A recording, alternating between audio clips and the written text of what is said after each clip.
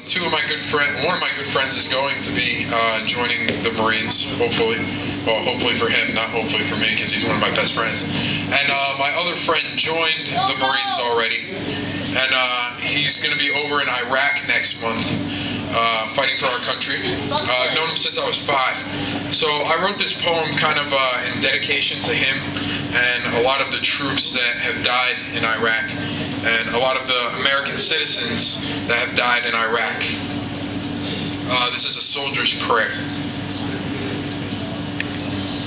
As bullet met bone, I thought of my son's cross across his chest, and here I dreamt I was my son. To soak my feet in spring grass and catch butterflies in the heavy huff of the wind that sounds more like gunshots winging across my head, like angels.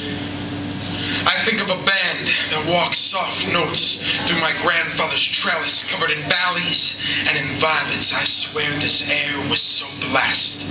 I still smell the scent of pollen and hear the ricochet of my tattered dance shoes on cobbles. We were only 20.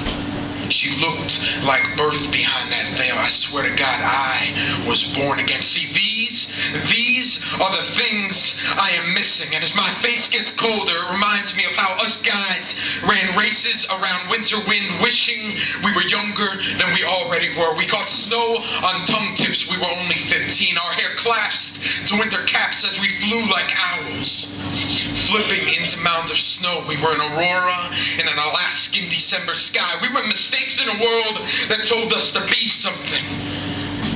If only my hands, if only these hands were no longer so worn, so calloused, so gnarled. Maybe, just maybe, I would know what it's like to feel again.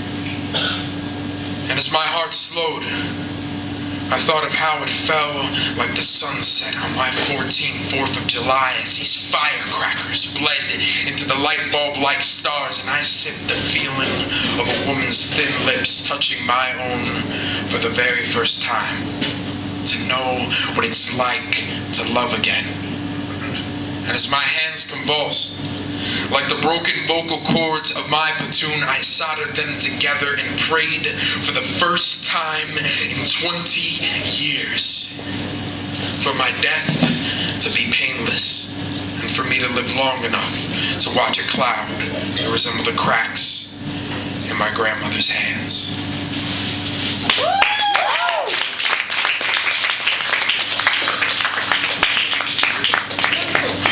Yay for grandmas. And I do my other poem, but I can't because I don't have the end memorized. Why not? So Make up that shit on the spot. I'll make it up, son. last time I checked, I am not a rapper. I can't do that. So I'm gonna do an old piece. I guess I'm gonna record it again, because I'm going to have a website up. It's called Mental Rhythms. Manny's going to be featured on it, Big Mike, Gemini, Flo, Ashley Clack, AP.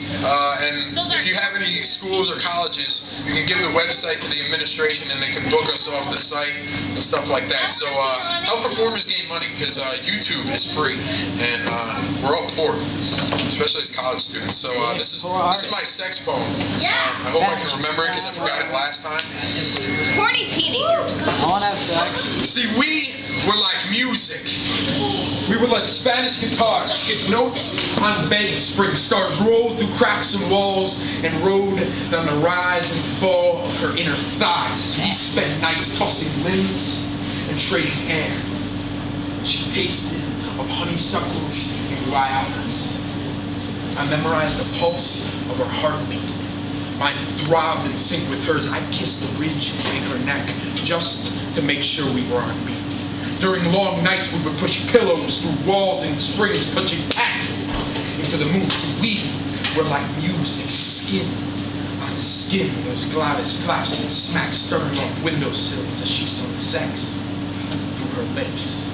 She hit notes so high she sought support beams, and as the walls ached and the ceilings fell, saccharine sweat surfed down her chest. This is where I get lost in the rhythm of her hips. See, we were like music.